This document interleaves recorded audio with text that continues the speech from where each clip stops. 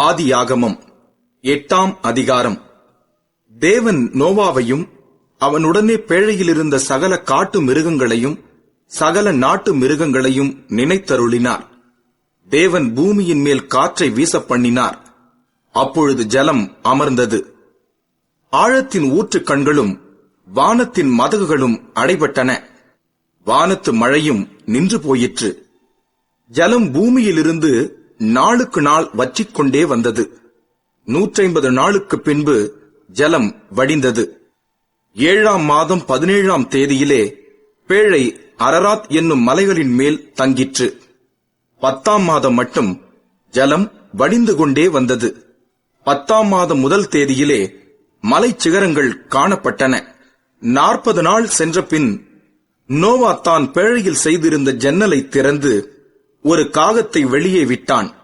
அது புறப்பட்டு பூமியின் மேல் இருந்த ஜலம் வற்றிப் போகும் வரைக்கும் போகிறதும் வருகிறதுமாய் இருந்தது.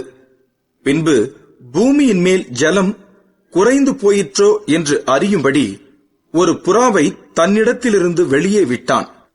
பூமியின் மீதெங்கும் ஜலம் இருந்தபடியால் அந்த புறா தன் உள்ளங்கால் வைத்து இளைப்பாற இடம் காணாமல் திரும்பி பேழையிலே அவனிடத்தில் வந்தது. அவன் தன் கையை நீட்டி அதை பிடித்து தன்னிடமாக பேழைக்குள் சேர்த்துக் கொண்டான்.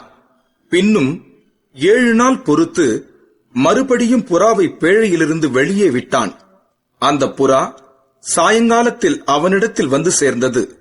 இதோ, அது கொத்திக் கொண்டு வந்த ஒரு ஒலிவ மரத்தின் இலை அதன் வாயில் இருந்தது.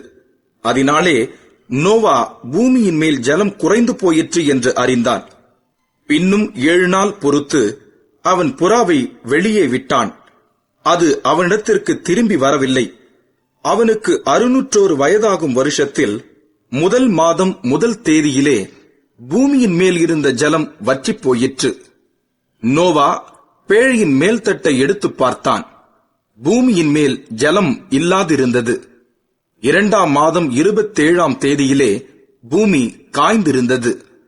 அப்பொழுது தேவன் நோவாவை நோக்கி, நீயும் உன்னோட கூட உன் மனைவியும் உன் குமாரரும் உன் குமாரரின் மனைவிகளும் பேழையை விட்டு புறப்படுங்கள். உன்னிடத்தில் இருக்கிற சகலவித மாம்ச ஜந்துக்களாகிய பறவைகளையும் மிருகங்களையும் பூமியின் மேல் ஊறுகிற சகல பிராணிகளையும் உன்னோட வெளியே வரவிடு.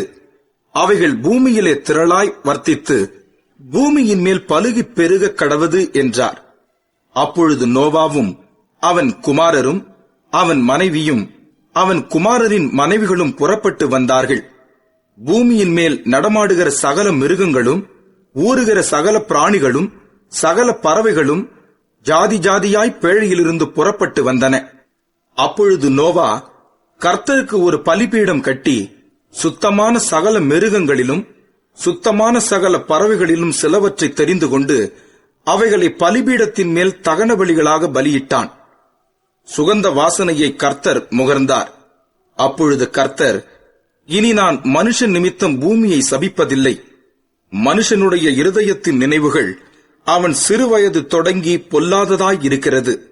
நான் இப்பொழுது செய்தது போல இனி சகல ஜீவன்களையும் சங்கரிப்பதில்லை.